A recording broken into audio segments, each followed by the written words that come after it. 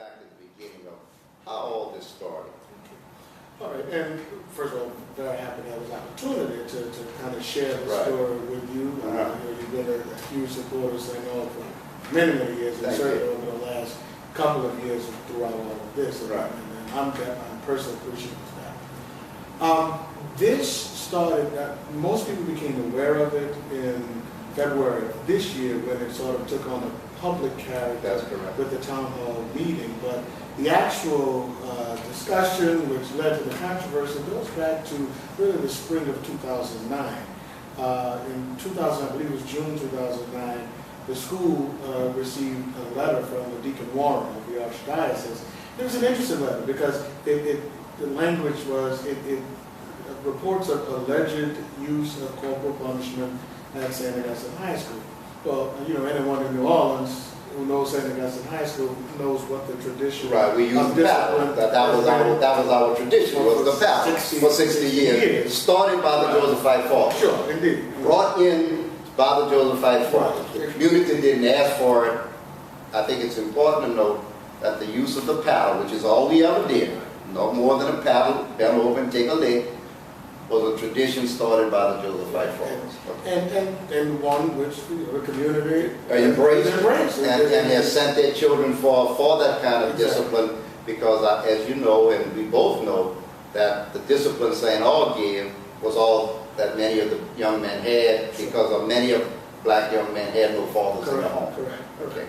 And so we were kind of surprised by not only that portion of the letter, but also the letter connected discipline at St. Aug with it's a gentleman from Ireland by the name of John Kehoe, who was a lawyer, who apparently had been involved with a lot of the sex abuse cases, etc., of Catholic schools in Ireland.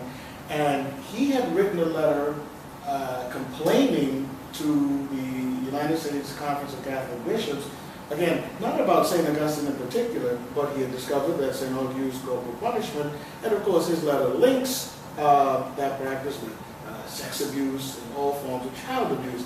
So that Deacon Warren would include that in his letter to St. Aug was a real surprise to us, a big surprise to us. So that sort of initially triggered the discussion. Independently, the previous Josephite administration under the former Superior Father Shafila had raised questions at times as to whether or not St. Aug would receive, the Josephites would receive accreditation from a group called Presidium, which reviews religious communities vis-a-vis 99.9% in reference to protection from the sexual abuse of children by priests and by members of religious community. If you look at their website, it's almost exclusively about that issue. The Superior had a concern about accreditation there, and there was also concern about whether or not we would continue our insurance coverage. Both of those proved to be false concerns. I mean, I personally investigated both, and in fact, we ended up receiving a lower insurance premium after that investigation. That's correct, and I think it's important that everybody know that our 2-to-1 policies didn't go up; they went down. They actually went down, and but of course, I mean, this triggered. We responded to the Archbishop and said, "Is it basically okay? This is not a new policy. We're not understanding your letter." As a result, the Archbishop began to slowly, I mean, at first express some of his concerns.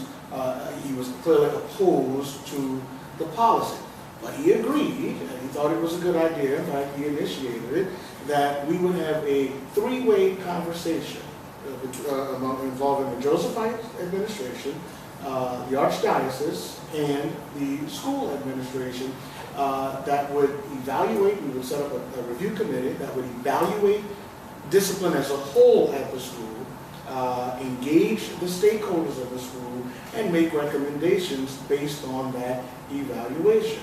All three entities agreed to that process. The Archbishop selected Monica Applewhite, who at the time worked for Presidium, who had a reputation in working with the bishops with prevention of sex abuse of minors. He appointed her. In October of 2009, Archbishop Amon appointed Dr. Applewhite to be the archdiocesan representative on this three-way committee. This committee met with stakeholders at the school in December of 2009.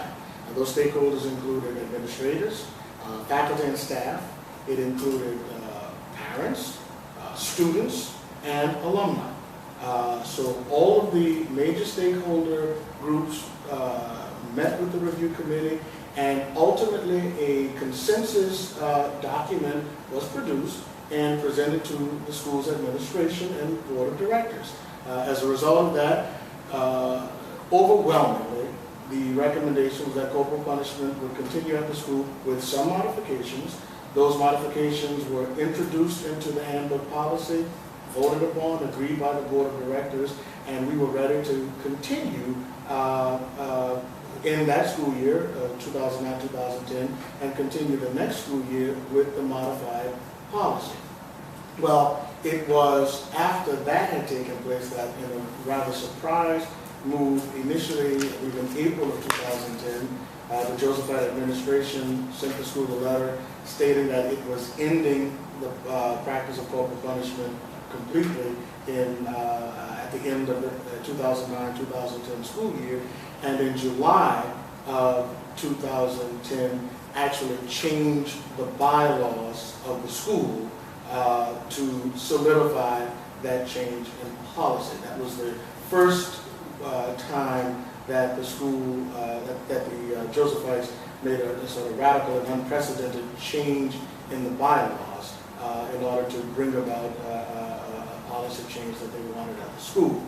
So it was at that point that the discussion moved to a different level, because what we had was an agreement between among these three parties that involved the community, involved the Sangha community. We put ourselves out that we were going to follow this policy. Well, it was reneged upon. We subsequently found out that not only the Josephites but the Archbishop, in spite of the agreement and the consensus that was reached, continued to insist that they wanted to do away with the policy. It's at that point that we, the school administrators and the board of directors, began to say to them that if you are going to change the policy and not abide by the agreement, the good faith agreement that we had, then it is necessary for you, the Josephites and the Archbishop, to face the community and to share with the community yourself your rationale for making these decisions. And that was the impetus that ultimately led to the town hall meeting in February of this year. All right. Now, when did this infamous Applewhite evaluation occur? So that's very interesting. We, the school administrators, did not discover until April of 2011 that at the very same time that the consensus report was put together, the report that was presented to us in early 2010, which involved Applewhite and the other committee members, that Dr. Applewhite had produced an independent report that she styled a confidential report that was submitted initially to Archbishop Amon in December of 2009, and in January of 2010, this report was submitted to Father Raphael, who then shared it with his council, the Josephite General Council, again in January 2010. That report had unique elements that were never presented to the school. The most significant of which was a claim that 3 students had been taken to the hospital because of injuries received as a result of corporal punishment. And according to that report, that information was derived from the committee conversation that Dr. Applewhite had with the parents. I mentioned earlier that the stakeholder groups had been met. Now, from December of 2009 to April of 2011, we, the school administrators, had no knowledge of the existence of this report. We did not begin to know that the report existed until February, March of 2011, when Archbishop Amon began to speak publicly about, quote unquote, these injuries and identified the Applewhite report as the source. Now, it took much requesting and ultimately public demonstration before we actually got a copy of the report. When we received the report, we did, as a school administration, what should have been done by Dr. Applewhite, by Archbishop Amon, and by the Josephites back in 2009 and 2010, is we investigated the report thoroughly. And in fact, we interviewed all of the parents who had been supposedly the source of this information. They definitively refuted the report and jointly penned a letter to Archbishop Amon rejecting Dr. Applewhite's characterization of the conversations that she had with them and basically negating her report. But again, we did not discover the existence of that report until late March, April, the beginning of April of 2011. The Archbishop, Josephites, were in possession of that report from December and January 2009, 2010, up until it was disclosed to us earlier this year. Now, clear this up for me. When I read the letter, it appeared to me she didn't personally interview anyone. She did not have individual interviews with anyone. It was a group conversation.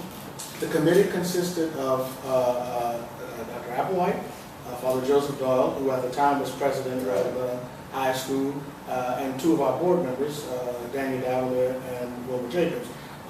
All of these interviewed together, so the other committee members certainly did not corroborate the Applewhite's assessment of the conversation, and she herself admitted that this was the only source. Exactly. And there were no independent conversations that she had with anyone else. Right.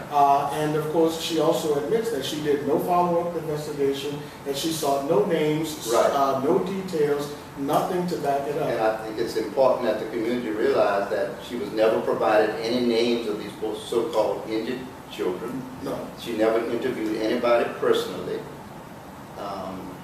And that even the Josephite Council had to acknowledge that in the 60 years they had never received received a complaint of personal injury about a child at St. Augustine from Pat at all. And we have that in Father Shavilla's and he's admitted that, deposition. and she's admitted that she had never done any personal interviews.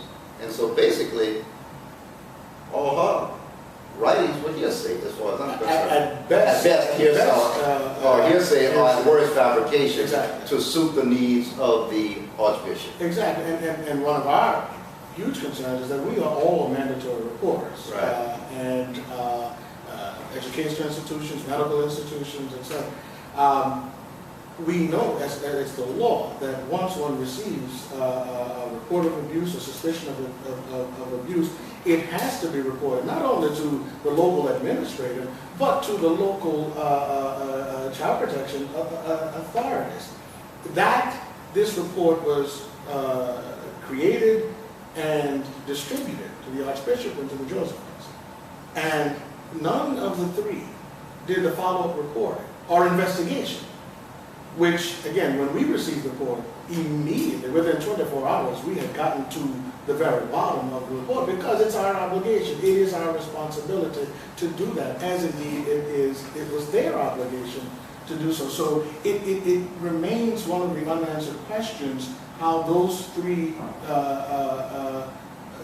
persons groups literally sat on that report for 13 or 14 months prior to acting on it, and then when it was publicly disclosed, it was used more as in a rather cryptic